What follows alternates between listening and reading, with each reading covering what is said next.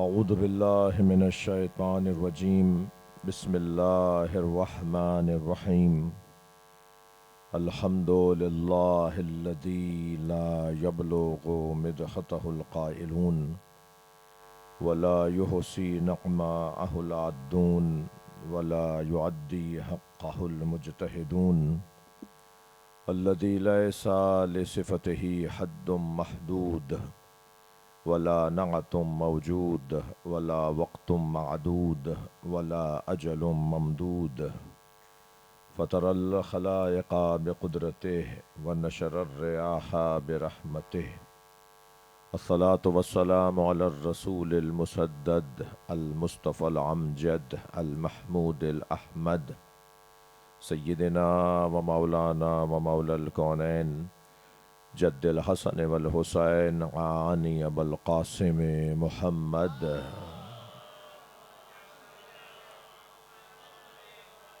وآله الطيبين الطاهرين المعصومين الذين قال الله إنما يريد الله ليذهب عنكم الرجس أهل البيت ويطهركم تطهيرا. اللهم صل على محمد ولعنة الله على أعدائهم أجمعين من يوم عداوتهم إلى قيام يوم الدين. أما بعد، قال الحكيم في قرآن الكريم: بسم الله الرحمن الرحيم. هل أتى على الإنسان حين من الدهر لم يكن شيئا مذكورا إنا خلقنا الإنسان من نطفة أمشاج نبتليه فجعلناه سميعا بصيرا. إنا هديناه السبيل إما شاكرا وإما كفورا. صلوات.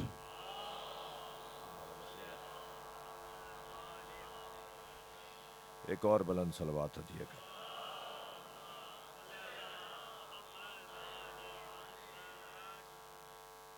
جناب نادر علی ہاشمی صاحب کے خانوادے کے تمام مرحومین، آپ سب کے مرحومین، شہدائے ملت، ڈاکٹر غضنفر تقوی کے مرحومین، اس مسجد کی انتظامیہ کے مرحومین، حضرت مولانا دستی صاحب کے مرحومین، آپ سب کے ذاکرین، حاضرین، مجھ فقیر کے مرحومین، اور خاص طور پہ بانی مجلس جناب نادر علی ہاشمی کے مرحومین، نشرت ہاشمی، دلاور حسین ہاشمی، مسرت جہاں زیدی، حسن جمیل آفریدی، محسن سہیل آفریدی، قیصر عباس ہاشمی، رحم اللہ من قرأ الفاتحہ. بسم اللہ الرحمن الرحیم. الحمد للہ رب العالمین الرحمن الرحیم مالک یوم الدین.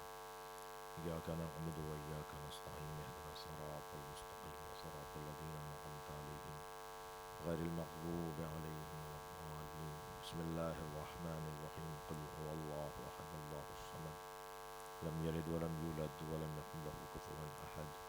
بسم اللہ الرحمن الرحیم. قل هو اللہ احد اللہ الصمد لم یلد ولم یولد ولم یکن له کفوا احد. بسم اللہ الرحمن الرحیم. قل هو اللہ احد اللہ الصمد لم یلد ولم یولد ولم یکن له کفوا احد. اللہم صل علی محمد وعلی محمد. نادر علی صاحب کی دعاؤں کی قبولیت کے لیے ہم سب کی حاجات کی برابری کے لیے بلند تر صلوات.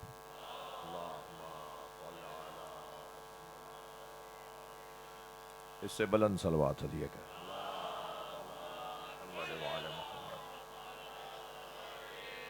اس سے بھی بلند ممکن ہے.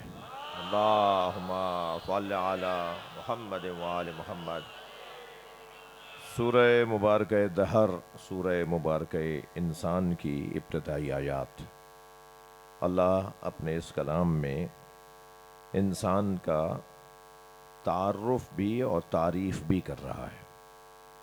انسان کی قسموں کو بھی اللہ بیان کر رہا ہے. یاد رہے کہ قرآن مجید کا موضوع انسان ہے.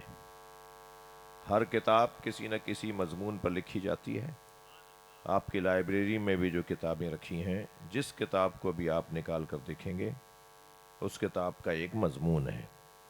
کوئی فزکس کی کتاب ہے، کوئی کیمسٹری کی ہے، کوئی منطق کی ہے، کوئی فلسفے کی ہے، کوئی تاریخ کی ہے، کوئی علم کلام کی ہے، کوئی مثلاً علم ریاضی کی ہے، کوئی نحو کی ہے، کوئی صرف کی ہے. ایک ہزاروں علوم ہیں، کسی نہ کسی علم پر لکھی گئی کتاب ہے. قرآن بھی تو کتاب ہے، والذی انزل علیک الکتاب، اے حبیب اس اللہ نے تمہارے اوپر کتاب کو نازل کیا ہے.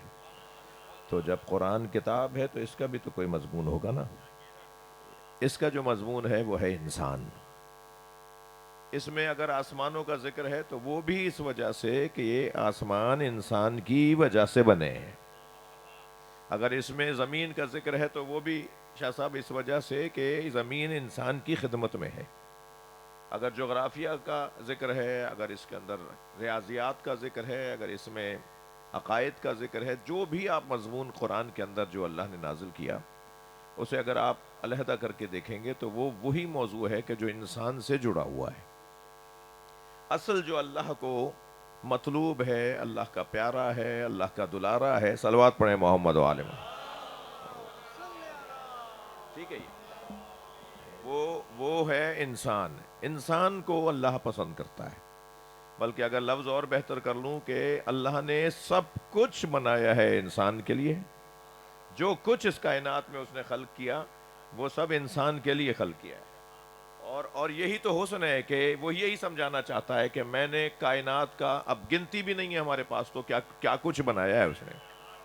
ہمارے پاس تو اس کے بنائی ہوئی چیزوں کی گنتی بھی نہیں ہے، اور وہی جانتا ہے کہ اس نے کیا بنایا ہے.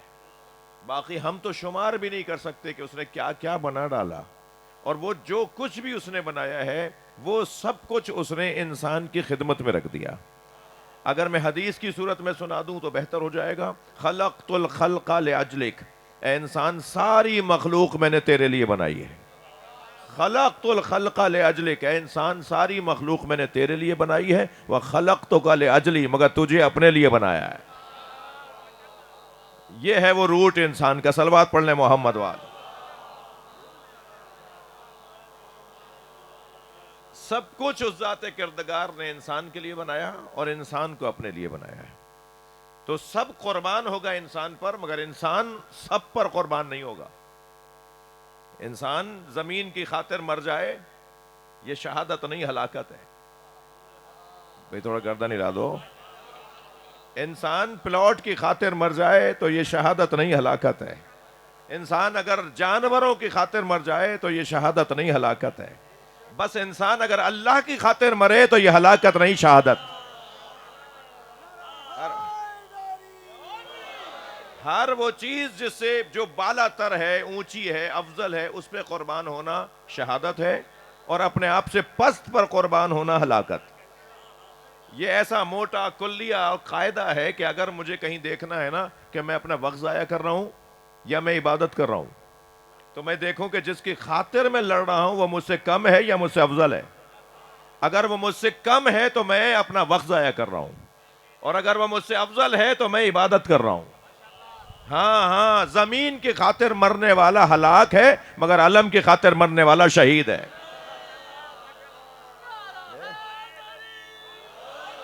مسجد کی خاطر مرنے والا. صلوات پڑھ لیں محمد و آل محمد. ماشاءاللہ آپ کی توجہات ہیں. ایک اور بلند صلوات نبی کی ذات پہ. اپنے آپ سے بالا تر پہ قربان ہونا. سب کچھ پروردگار عالم نے انسان کے لیے خلق کیا، مگر انسان کو اپنے لیے خلق کیا. وہ جو یہ اب انسان اپنی قیمت کو محسوس کرے. اس دنیا میں کس کی کتنی قیمت ہے؟ آپ کی توجہات میرے ساتھ ہیں. کس کی کتنی قیمت ہے یہ اس کا مالک ہی بتائے گا. جی میری چیز کو کوئی مجھ سے خریدنا چاہ رہا ہو، موسیٰ بھائی تشریف لائیے گا، ایک صلوات اور ہدیہ کریں. اللہم صلی اللہ علیہ. مولا کے مطلوب اور پسندیدہ شاعر ہیں حیدرآباد کے جناب موسیٰ کاظم صاحب. آپ سب کی سلامتی کے لیے، مولا کے ذاکروں کی، حضرت مولانا کی، آپ سب کی صحت و سلامتی کے لیے ایک بلند تر صلوات.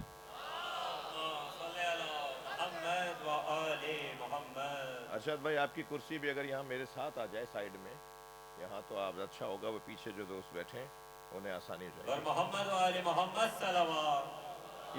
یہ ارشد بھائی کو میں ہی کہہ سکتا تھا. ایک صلوات پڑھ رہا ہوں.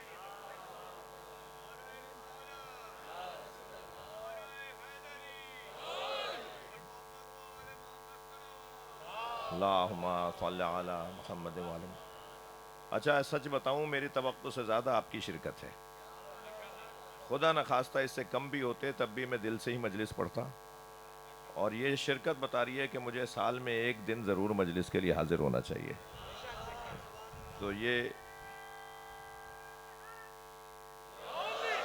تو اس مسجد سے ایک کوئی شرعی اور قانونی تعلق بھی ہمارا ہے، تو اس لیے میری حاضری یہاں صلوات پڑھنے ذرا نبی کی۔ ماشاءاللہ جب سے یہ کمیٹی آئی ہے، پہلے والوں نے بھی خدمت کی ہے، میں ان کی خدمات کا اعتراف کرتا ہوں، مگر جب سے یہ دوست آئے ہیں تو تھوڑا سا روز بروز اور روز مرہ کی بنیاد پر ایک بہتری کا سفر ہے۔ البتہ ان سب کے لیے جو جس کو کہہ لیں حوصلہ افزا وجود ہے، جو ایک انرجی اور پاور کا وجود ہے، وہ مولانا دستی کا ہے۔ یہ سبب ہیں کہ ساری ٹیم کو منظم رکھنا، انہیں بہتر انداز سے کام کرنا، کر کے دینا، کروانا ان سے۔ فرش بھی نظر آ رہا ہے، کچھ مجھے اور چیزیں بھی بہتر نظر آ رہی ہیں، اور انشاءاللہ اور بھی بہتریاں آئیں گی۔ اس کے لیے ضروری ہے کہ میری اور آپ کی توجہ مسجد کی طرف ہو۔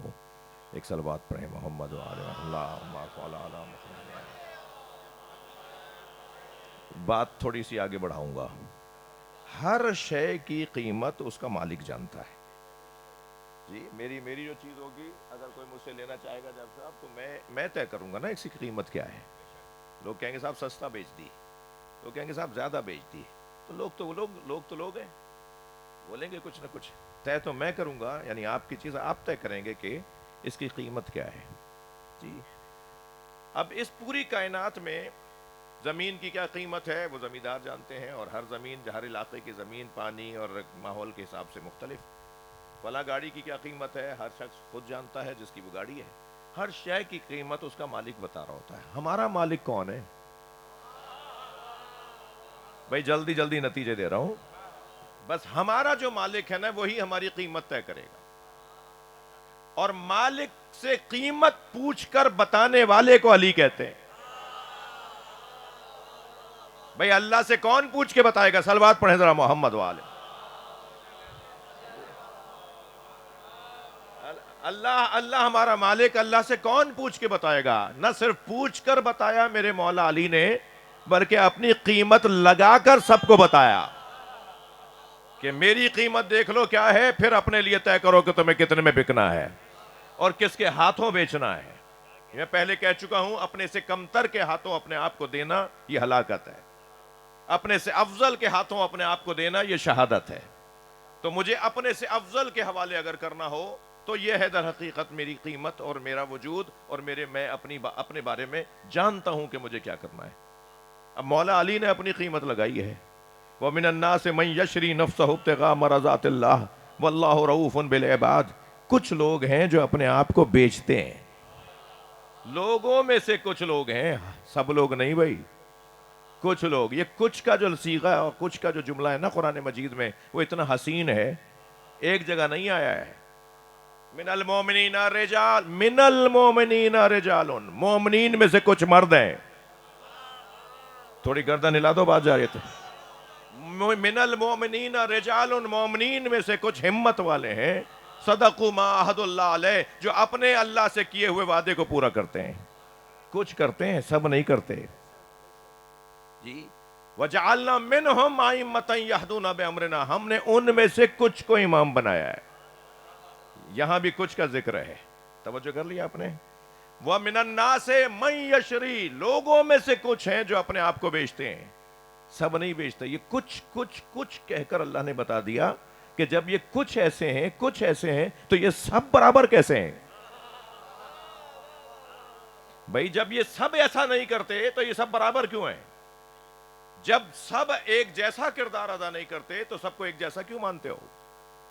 یہی تو ہم مدتوں سے سمجھا رہے ہیں، آقا اور ہوتا ہے، غلام اور ہوتا ہے، دینے والا اور ہوتا ہے، لینے والا اور ہوتا ہے، مالک اور ہوتا ہے، نوکر اور ہوتا ہے۔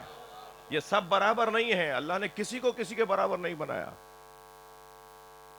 ہم میں سے تو کوئی نبی رسول امام تو نہیں بیٹھا نا، ہم تو سب ایک جیسے ہیں۔ جو ہم ایک جیسے ہیں وہی ایک جیسے نہیں ہیں۔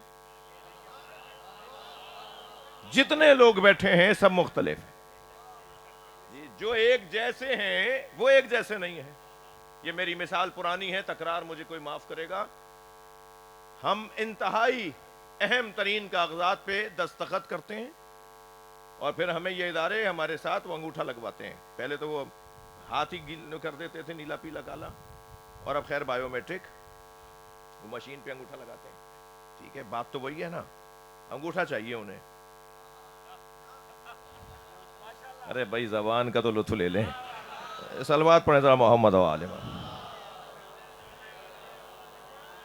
ایک اور بلند صلوات پڑھ لیں.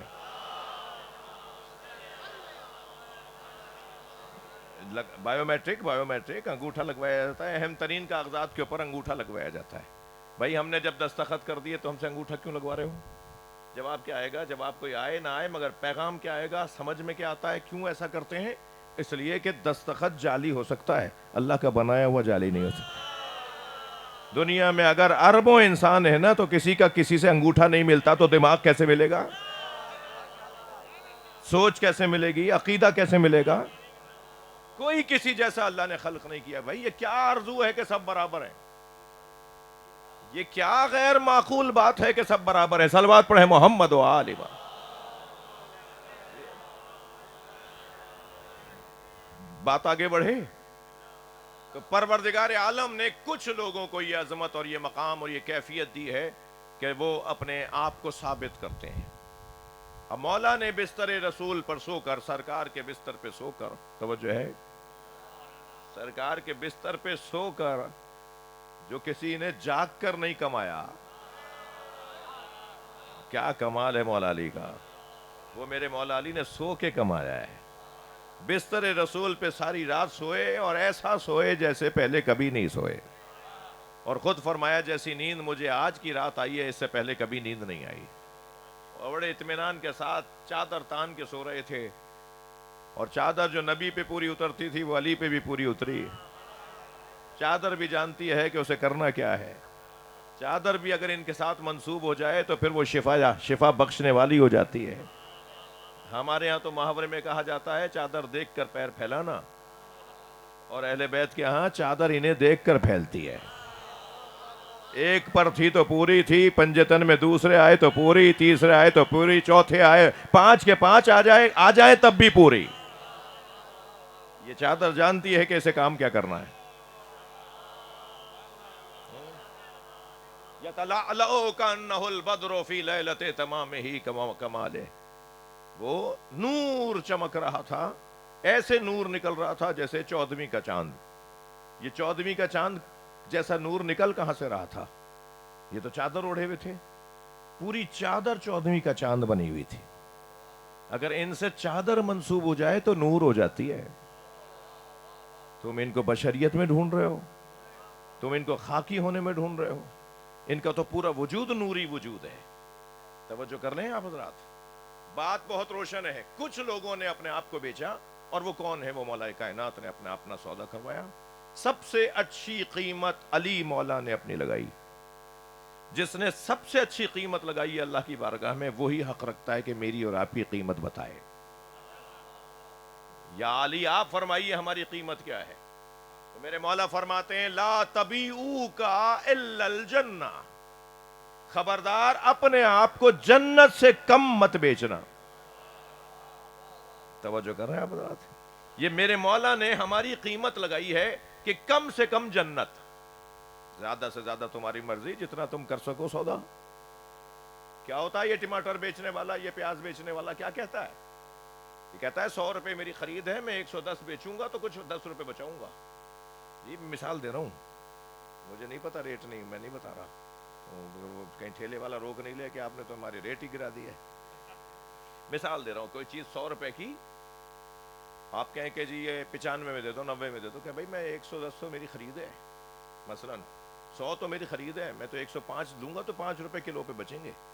میں 100 روپے میں نہیں بیچ سکتا، مجھے نقصان ہے. تو یہ کم سے کم فائدے کو کہیں گے کم سے کم قیمت. تو جو 100 روپے کا خرید کر لایا ہے اور یہاں بیچ رہا ہے 105 میں، تو 5 روپے کم سے کم فائدہ ہے. جی حالات ایسے ہو جائیں، آپ بھی راضی ہو جائیں، لینے والا دینے والا کا دونوں راضی ہوں، تو وہ اگر 150 روپے کلو بھی لے آئے تو وہ دینے والا بھی راضی ہے، رہنے والا بھی راضی. تو کہتے ہیں بھائی کم سے کم 105 کی اور زیادہ سے زیادہ 150 رکھی. تو زیادہ سے زیادہ بھی پتہ چل گیا، کم سے کم بھی. علی مولا نے ہماری قیمت زیادہ سے زیادہ نہیں بتائی. علی مولا نے ہماری قیمت کم سے کم بتائی ہے. اس سے کم اپنا سودا نہ کرنا. تو طے ہو گیا نا، جنت ہماری کم سے کم قیمت ہے، زیادہ سے زیادہ نہیں ہے. اب سورہ مبارکہ زمر کی اس آیت کو دیکھیں. وسیق الذین اتقوا ربهم الی الجنہ زمرا. صاحبان تقوی کو جنت میں دھکا دے کے لے جا رہے ہوں گے. دوزخ میں نہیں، جنت میں. دوزخ میں دھکا دے کے لے جانا تو سمجھ میں آتا ہے، جنت میں دھکا لے کے کیا مطلب ہوا؟ اس کا مطلب یہ ہوا کہ جنت ان کی قیمت لگی ہے مگر کم لگی ہے، یہ زیادہ چاہتے ہیں. متقیوں کو جنت میں دھکا دے کے فرشتے لے جا رہے ہوں گے اور وہ جانے کو تیار نہیں ہوں گے. تو جو جانا چاہتے ہوں گے انہیں لے جا نہیں رہے ہوں گے، اور جنہیں لے جا رہے ہوں گے وہ جا نہیں رہے ہوں گے. تو جو جانے کا شوق رکھتے ہوں گے وہ آواز دے کر کہیں گے من ہوم، یہ ہیں کون؟ ہمارے یہاں بھی ہوتا ہے نا، اگر کوئی ایسا تعجب آور منظر بنے تو کہتے ہیں بھائی کون ہے یہ، اتنی بڑی بات کر گئے، یہ ہیں کون؟ تو جب فرشتے لے جا رہے ہوں گے اور وہ جا نہیں رہے ہوں گے تو جو جانا چاہتے ہوں گے وہ فرشتوں سے پوچھیں گے یہ کون ہے؟ تو آواز آئے گی ہم حداث الحسین. یہ دنیا میں حسین حسین بولنے والے یہ کہہ رہے ہیں ہمیں جنت سے زیادہ حسین کا دیدار چاہیے. پہلے حسین دکھا دو پھر جاؤ تو جنت میں لے جانا. صلوات پڑھ لیں محمد و آل. تو عزیزو، اصل میری اور آپ کی ہماری قیمت مولا کائنات نے لگائی، اور ہماری قیمت سب سے زیادہ ہونی چاہیے. ہم اپنی قیمت بڑھائیں، ہم اپنی قیمت بڑھائیں. کیسے بڑھے گی ہماری قیمت؟ بچوں جوانوں میں آپ سے بات کر رہا ہوں. ہماری قیمت کیسے بڑھے گی؟ ہماری قیمت بڑھے گی جب ہم اپنے آپ کو پہچانیں گے. بچہ سونے کی ڈلی ٹافی کے عوض دے دیتا ہے کیونکہ سونے کو جانتا نہیں ہے، وہ ٹافی کو جانتا ہے. بڑھیا، وہ کیونکہ ٹافی کو جانتا ہے اس لیے اس نے ٹافی کے بدلے میں، سونے کے بدلے میں ٹافی لے لی. ٹافی لے لی، سونا دے دیا. تو جب تک میں اپنی قیمت جانوں گا نہیں، یا میں لفظوں کو اور بہتر کروں، جب تک میں اپنے آپ کو پہچانوں گا نہیں، اس وقت تک میں اپنی قیمت اچھی لگوا نہیں پاؤں گا. تو مجھے اپنے آپ کو پہچاننا ہے. اب کیا کریں کہ ہم اپنے آپ کو پہچان لیں؟ یہ بھی ہمیں اگر کوئی رستہ دے گا تو وہی دے گا جو خود کو جانتا تھا. اور سب سے زیادہ جو اپنے آپ کو کوئی جانتا ہے تو اسے علی کہتے ہیں. جو اپنے آپ کو جانتا ہے نا وہ ایسے ہی اترتا ہے میدان میں جیسے علی اترتے تھے. جو اپنے آپ کو جانتے ہیں نا وہ کسی کو بھی خاطر میں نہیں لاتے سوائے اللہ کے. لہٰذا اب علی مولا ہی بتائیں گے کہ ہماری قیمت، ہم اپنے آپ کو جانیں کیسے تاکہ ہماری قیمت بڑھے. جی مولا نے فرمایا من عرف نفسہ فقد عرف ربہ. تمہیں معرفت الہی حاصل کرنی ہے، پہلے اپنے آپ کو پہچانو.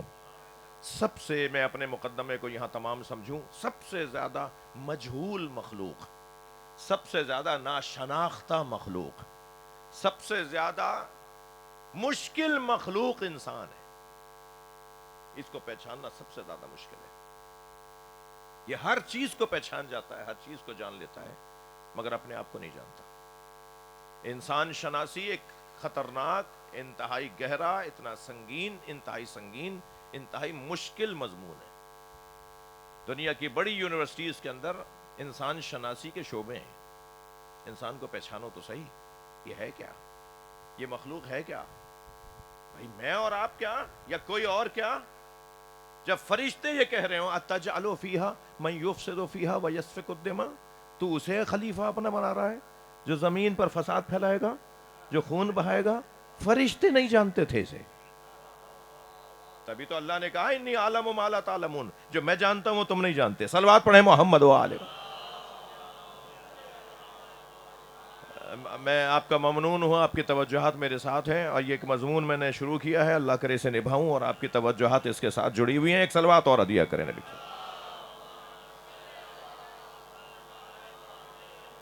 جی حتی فرشتہ نہیں جانتا اسے.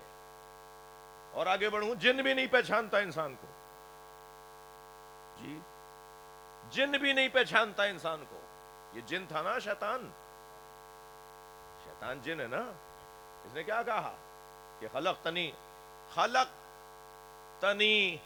من نار و خلقتہ من تین، تو نے مجھے آگ سے بنایا ہے اور اسے مٹی سے بنایا ہے. یہ کہاں جانتا تھا اپنے آپ کو؟ کہاں جانتا تھا انسان کو؟ غلط بات کر رہا تھا نا. اس میں پروردگار عالم نے اس کے اعتراض کے اوپر، اچھا فرشتوں کے بولنے پر اللہ نے انہیں درگاہ سے نہیں نکالا، لیکن شیطان کے بولنے پہ درگاہ سے نکال دیا. تو یہاں صرف بولنا ہی نہیں تھا. بولنا مختلف ہوتا ہے. کبھی سوال ہوتا ہے استفہامی اور کبھی سوال ہوتا ہے انکاری. جو استفہامی سوال کرنے والے ہوتے ہیں وہ بندے ہوتے ہیں، اور جو انکاری سوال کرنے والے ہوتے ہیں وہ باغی ہوتے ہیں. تو باغیوں میں اور بندوں میں فرق ہے. فرشتوں نے تو سوال کیا تھا سمجھنے کے لیے. اچھا پھر ساتھ میں یہ بھی نہیں کہ فرشتوں نے سوال کیا تو اس کے بعد فرشتوں نے جواب سن کے کانے نہ ہوئے ہوں اور خاموش نہ ہوئے ہوں. نہیں، فرشتے خاموش ہو گئے، لیکن یہ خاموش نہیں ہوا. دلیل کیا ہے؟ دلیل یہ ہے کہ اس نے سجدہ نہیں کیا. سب نے سجدہ کیا، اس نے سجدہ نہیں کیا. تو اللہ نے اعلان کیا کہ یا ابلیس، یہ پوچھا اللہ نے اس سے، یا ابلیس ما منعک ان تسجد لما خلقت بیدی، اسے سجدہ کرنے سے تجھے کس نے روکا تھا جسے میں نے اپنے دونوں ہاتھوں سے بنایا ہے؟ تو نے کیوں نہیں سجدہ کیا اسے؟ تو یہ باغی ہو گیا، رجیم ہو گیا، راندہ درگاہ ہو گیا، نکال دیا گیا، ملعون ہو گیا، لعنت ہو گئی اس کے اوپر. تو آپ نے دیکھا یہ بھی نہیں پہچانتا انسان کو. جی، تَأْمُرُونَ النَّاسَ وَتَنْسَوْنَ أَنفُسَكُمْ، تم دوسروں کو تو کہتے ہو، اپنے آپ کو بھلا دیتے ہو. یہ انسان بھی اپنے آپ کو نہیں جانتا. یہ بہت بڑی مشکل ایک بحث ہے. اور اگر یہ کامیابی حاصل ہو جائے کہ انسان اپنے آپ کو پہچان لے، تو بس جس انسان نے اپنے آپ کو پہچانا ہے نا، وہ انسان پھر پوری کائنات کے اوپر حاکم بن جاتا ہے. اس لیے کہ اللہ نے تو اسے حاکم بنایا ہے نا کائنات پر. بس جیسے ہی اپنے آپ کو پہچاننے لگتا ہے تو یہ پوری کائنات پہ حاکم بن جاتا ہے.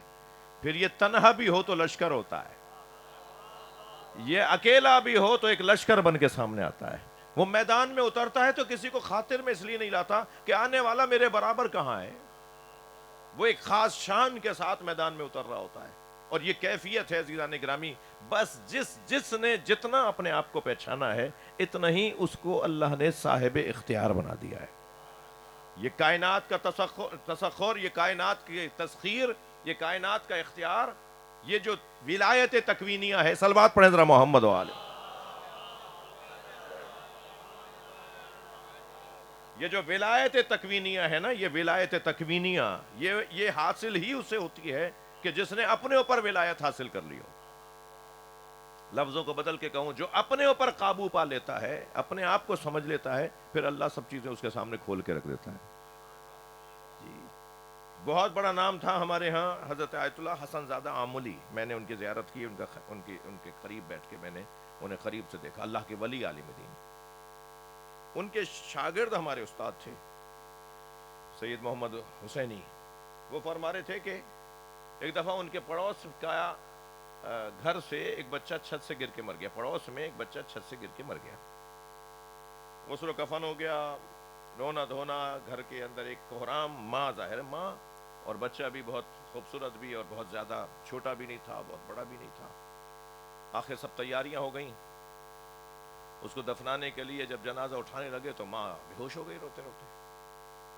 یہ پڑوس میں رہتے تھے، یہ وہاں اس سارے منظر کو محسوس کر رہے تھے. حضرت آیت اللہ حسن زادہ عملی، انہوں نے اپنے ایک چاہنے والے سے کہا کہ ذرا پردہ کرواؤ، ذرا مجھے اندر بچے کے جنازے پہ جانا ہے. تو بچے کے سر پہ ہاتھ رکھ کے سورہ الحمد، سورہ شفا پڑھی. حدیث بھی سنی ہوئی ہے آپ نے کہ معصوم فرماتے ہیں کہ تعجب اس پر کرنا جو سورہ شفا پڑھے اور مردہ زندہ نہ ہو. تو یہ تو مریضوں کی شفا کے لیے ہے نا سورہ. تو اگر کوئی سمجھدار تلاوت کر رہا ہو، اگر کوئی اللہ کا ولی تلاوت کر رہا ہو تو مردہ اٹھ کے بیٹھ جائے تو اس پہ تعجب مت کرنا. تو کسی نے پوچھا کہ اس سے کیسے شفا ملے گی سورہ الحمد سے؟ تو انہوں نے کہا یہ تو شفا، بیمار کی شفا کی بات کر رہے ہو. اگر کسی مردے پہ پڑھی جائے اور مردہ زندہ ہو جائے تو اس پہ تعجب مت کرنا، یہ سورہ ایسا سورہ ہے. تو حضرت حسن زادہ عملی نے اس کے پیشانی پہ ہاتھ رکھ کے سورہ الحمد پڑھی. وہ بچہ اٹھ کے بیٹھ گیا. تو ماں کو کہا کہ لوگوں کو کہا اس کی ماں تک اس کو پہنچاؤ، اللہ نے اسے پلٹا دیا ہے. اس کے بعد 1 مہینے تک ممنون ملاقات ہو گئے، ملنا جلنا بند کر دیا، درس بھی اپنا چھٹی کر دی انہوں نے۔ اس کے بعد یہ ہمارے استاد کہتے ہیں کہ جب اس کے بعد ان کا درس شروع ہوا تو ظاہر ہے سب کو تھا کہ وہ استاد سے سوال تو کرنا ہی کیا ہوا ہے، تو کہنے لگے کہ مجھے پتا ہے کہ تم کیا سوچ کر آئے ہو اور تم یہ یقیناً مجھ سے سوال کرنا چاہتے ہو، تو اس سے پہلے کہ تم پوچھو میں تمہیں بتا دیتا ہوں۔ اب وہ جملہ سنانے کا تھا، اصلی جملہ جو ہے وہ فرمانے لگے کہ انہوں نے جواب دیا، مولانا ہمارے استاد فرمانے لگے کہ استاد نے جواب دیا کہ یہ کون سے تعجب کی بات ہے، ساری زندگی میں نے اللہ کو ہاں کہا، ایک دفعہ اس نے ہاں بول دیا۔ صلوات مولانا کیا جائے۔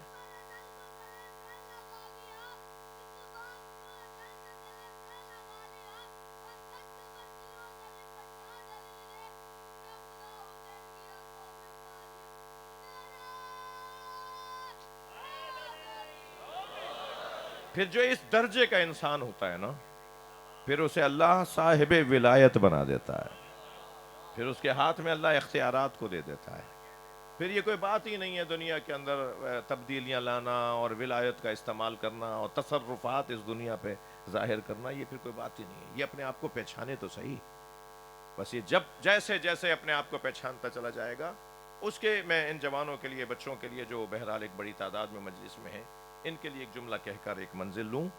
کیا کریں کہ ہم اپنی معرفت کی طرف بڑھیں اور جو ذریعہ بنے اللہ کی معرفت کا۔ توجہ ہے؟ کیا کریں کہ ہم اپنی معرفت کا سبب، ہم کیا کریں اپنی معرفت کے لیے تاکہ پھر ہم اللہ کی معرفت کی طرف بڑھیں۔ عزیزان گرامی، ایک لمبی لسٹ بن سکتی ہے، مگر کم سے کم ایک جملہ تو یہ کہوں گا کہ گناہان کبیرہ کا مجھے پتہ ہونا چاہیے، یعنی ہر شخص کو اپنے خلاف جانے والی جو چیزیں ہیں، جو میرے خلاف جائیں گی، جو مجھے کمزور بنائیں گی، جو مجھے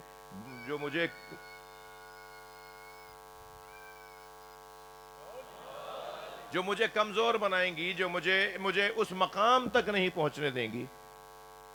اس نے دوبارہ کچھ کہا ہے؟ ہاں بیٹا بولو کیا؟ ہاں صلوات صلوات۔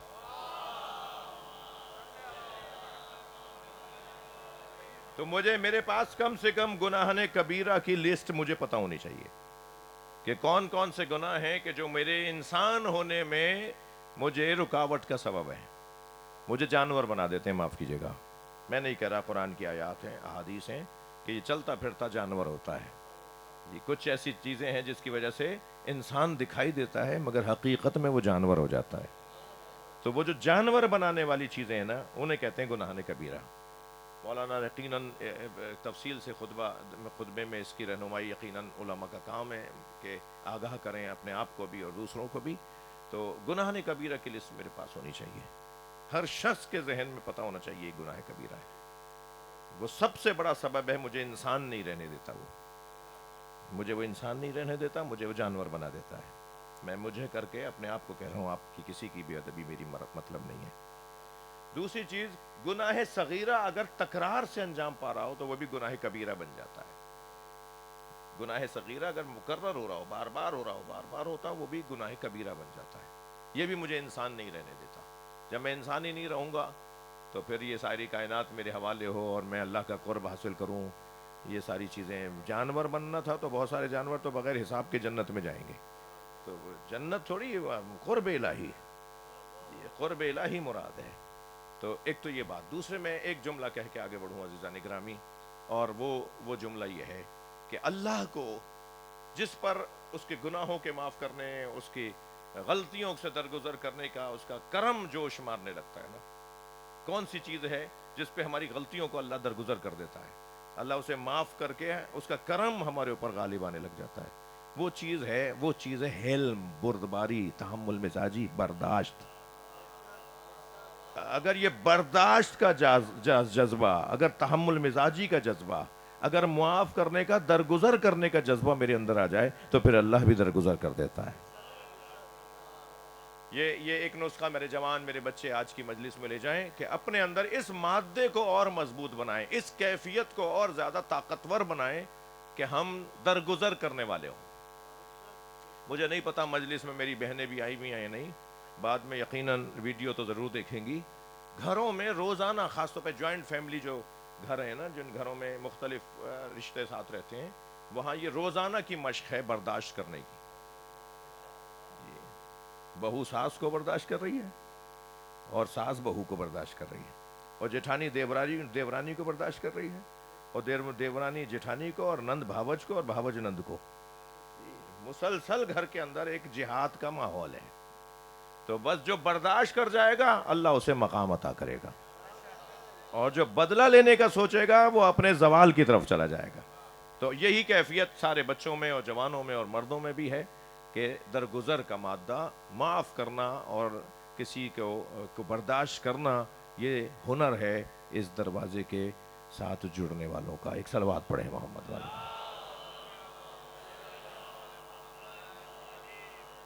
اللہ اللہ اللہ مجھے، آپ کو، ہم سب کو ان باتوں پہ عمل کرنے کی توفیق عطا فرمائے. چلیے میرے ساتھ کچھ دیر کے لیے کربلا چلیے، کربلا چلیے. اللہ آپ کے بدنوں کو بھی بار بار کربلا لے جائے، اپنے ذہنوں کو کربلا لے چلیے. صبح سے عصر تک زہرا کے لال نے لاشیں اٹھائے، سارے لاشیں خود امام حسین نے اٹھائے. کسی کو بھی لاشا اٹھانے نہیں دیتے تھے. اگر کوئی بڑھ کے کہتا تھا نا مولا یہ غلام ہے، تو فرماتے تھے میرا مہمان ہے، یہ میری محبت میں قربان ہوا ہے. شب عاشور تو کہہ دیا تھا نا امام حسین نے کہ میں چراغ گل کر دیتا ہوں، میں چراغوں کو بجھا دیتا ہوں، تم میں سے کوئی جانا چاہے تو چلا جائے، اس لیے کہ یہ کل میرے خون کے پیاسے ہیں.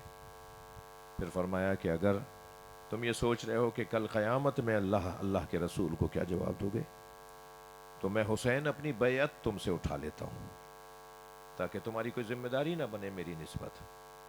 پھر فرمایا اگر تم یہ سوچ رہے ہو کہ تم مجھے چھوڑ کے جاؤ گے تو تمہارا ضمیر تمہیں کیا کہے گا، تو پھر میرے گھر کے ایک ایک بچے کا ہاتھ پکڑو اور اپنے ساتھ ایک بچہ لے جاؤ، اور اپنے ضمیر سے کہنا میں حسین کے بچے کو بچا کے لایا ہوں.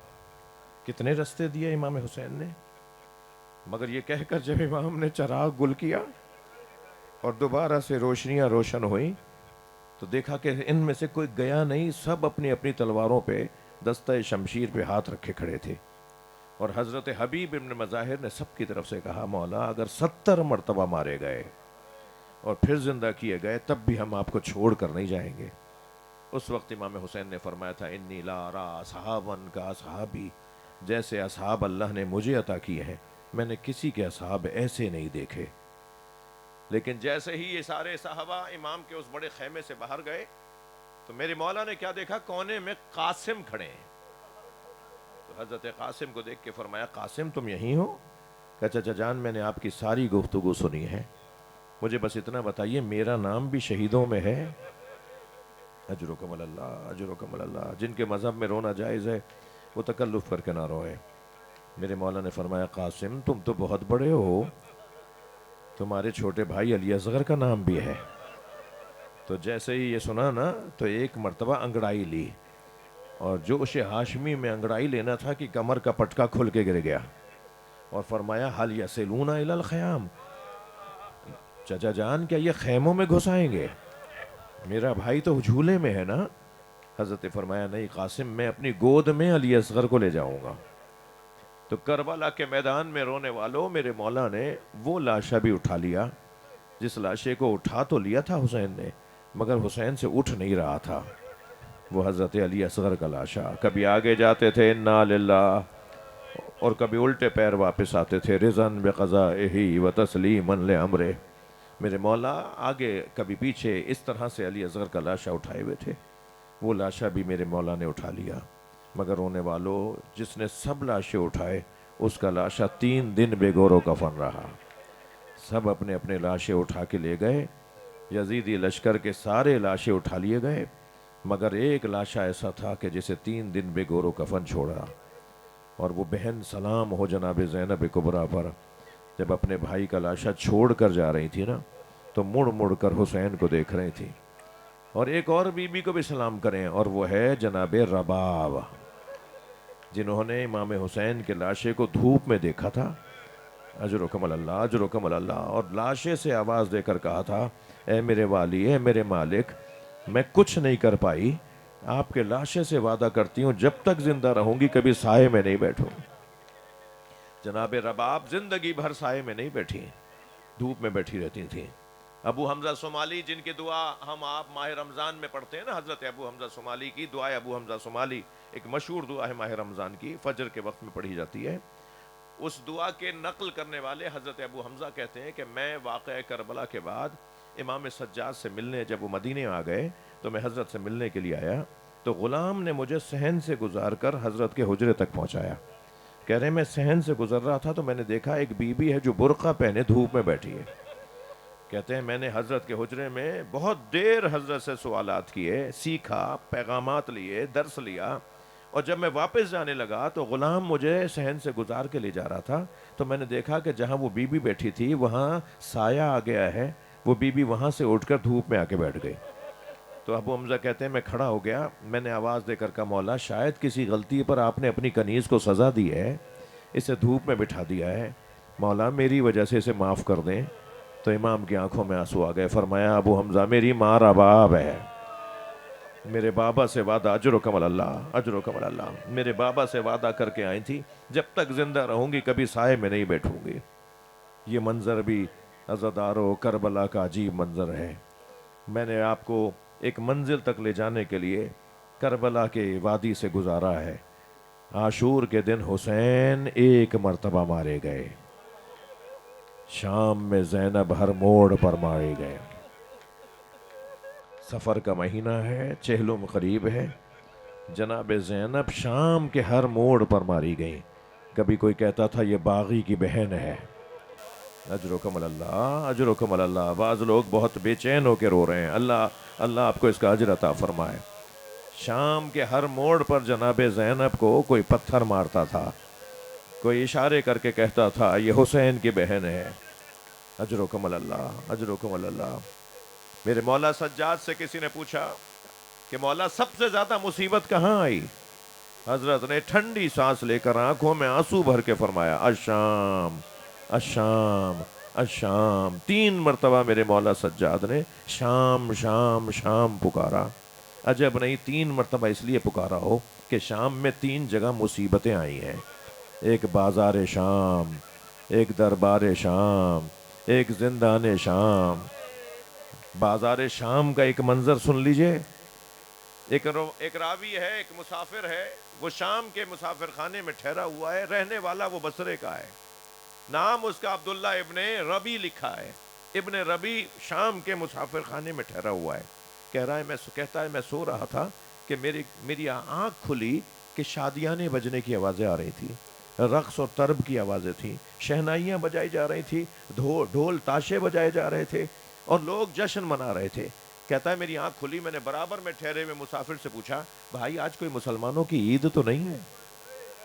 اس نے کہا نہیں عید نہیں ہے، کربلا میں ایک باغی کو مارا ہے اور اسے مارنے کا جشن منایا جا رہا ہے، اس کے بچوں کو اسیر بنا کے لائے ہیں۔ وہ کہتا ہے میں جب مسافر خانے سے باہر آیا، اجرکم اللہ، جب میں مسافر خانے سے باہر آیا تو میں نے عجیب منظر دیکھا، کچھ کٹے ہوئے سر ہیں جو نیزوں کی انیوں پہ اٹھائے ہوئے ہیں، مگر جس سر کو غور سے دیکھتا ہوں میری آنکھیں بند ہو جاتی ہیں، اتنا ان کا جلال ان کے چہروں سے ظاہر ہے۔ کہتا ہے اچانک میری نگاہ گئی، کچھ بیویاں ہیں جنہیں رسیوں میں باندھا ہوا ہے، میں ان کی طرف بڑھنے لگا تو میرے پیروں میں طاقت نہیں رہی، ان کا جلال ایسا تھا کہ میں ان کی طرف جا نہیں سکا۔ اچانک میری نگاہ گئی کہ ایک اسیر ہے جس کے ہاتھوں میں ہتھکڑیاں ہیں، پیروں میں بیڑیاں ہیں اور وہ قافلے کے آگے آگے چل رہا ہے، اجرکم اللہ اجرکم اللہ۔ کہتا ہے میں ان کے قریب گیا اور میں نے جا کے کہا تمہارے بڑوں نے کیا کیا تھا جو انہیں مار دیا اور تمہیں اسیر بنا کر لے آئے؟ تو وہ گردن جھکائے چل رہے تھے، سر اٹھا کے مجھے دیکھا اور کہا عبداللہ ابن ربی تم تو بصرے کے رہنے والے ہو۔ کہتا ہے میرے ہاتھ پیر کانپنے لگے، یہ میرے نام سے مجھے کیسے جانتے ہیں؟ میں نے کہا آپ کون ہیں؟ کہا میں علی زین العابدین ہوں۔ کہتا ہے میں نے حضرت کے ہاتھوں کا بوسہ دیا، پیروں کا بوسہ دیا، مولا حکم فرمائے میں آپ کی کیا خدمت کروں؟ اللہ کسی کریم کو یہ دن نہ دکھائے۔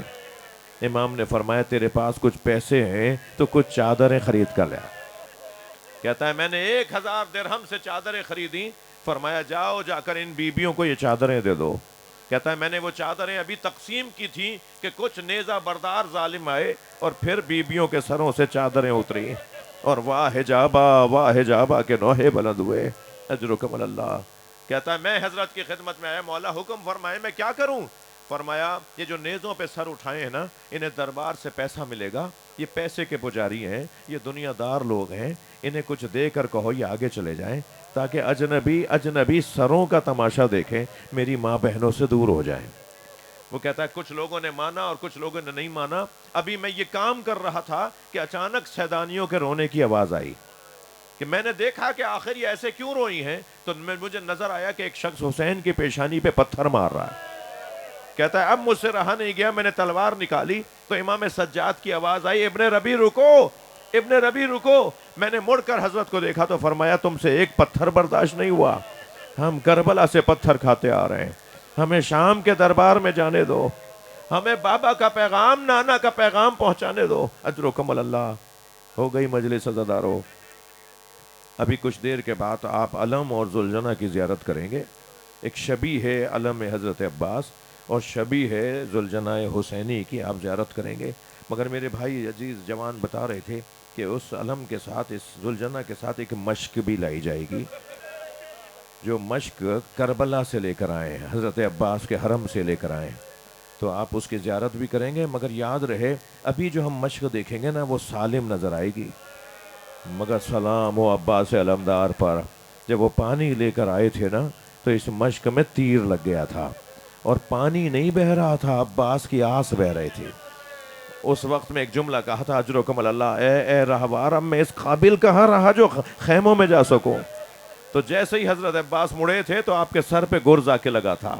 عزادارو آپ نے روایت سن لی، اجرکم اللہ۔ بس ایک منظر مجھ سے اور سن لیجئے، جب حضرت بشیر ابن جزلم نے مدینے کے محلوں میں آوازیں لگائی تھی نا، یا اہل یثرب لا مقام لکم، اے مدینے والو مدینہ رہنے کے قابل نہیں ہے، اور یہ کہتے کہتے وہ پہنچے محل بنی ہاشم میں اور پہلی دفعہ آواز لگائی، مدینے والو مدینہ رہنے کے قابل نہیں ہے، اس لیے کہ حسین کا لوٹا ہوا قافلہ واپس آیا۔